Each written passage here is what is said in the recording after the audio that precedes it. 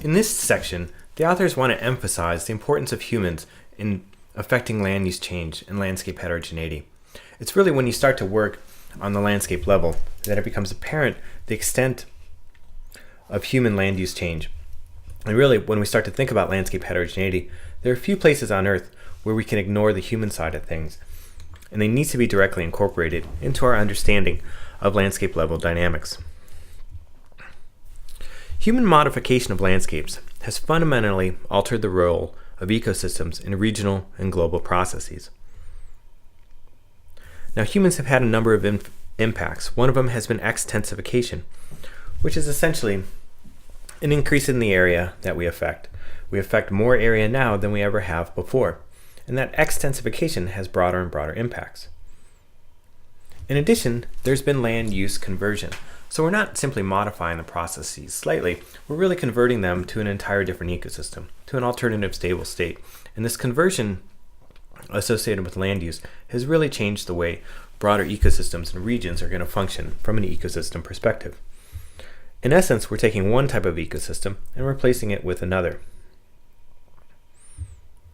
We also have modification, where we're not necessarily changing the ecosystem radically, but we're just modifying it slightly. And there we're going to alter the processes or the structure only, but not in a sense to give it enough of a change that we would think of it categorically differently. But this modification can still be important. Some of the impacts when we take a look at them and we think about them are deforestation.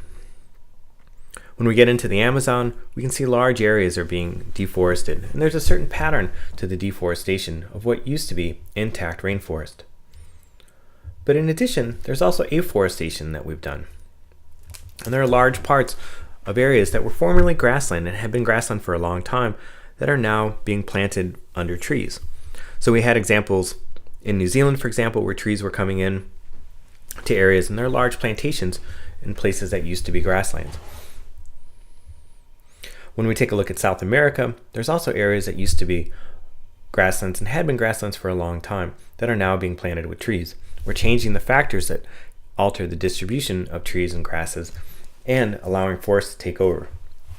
Planting forests to an area like this is going to have massive effects on both the albedo, so the energy exchange, sensible heat flux, and the exchange of water with the atmosphere by changing evapotranspiration.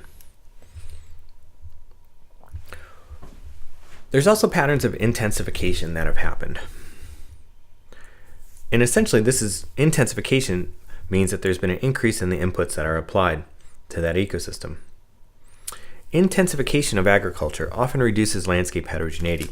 So going from an agricultural system that is at low intensity to one that's at high intensity, where there's a lot more disturbance, a lot more keeping out of other species, and an increase in the amount of inputs that are applied to the landscape. So intensification of agriculture often reduces landscape heterogeneity and increases the transfer of nutrients and other pollutants to adjacent ecosystems. So in all, when we're trying to think about how humans have affected the landscape, and it's these changes in land use that are important. Some of those can just take the form of modification. In other cases, we're having intensification and whole-scale conversion of one ecosystem type to another.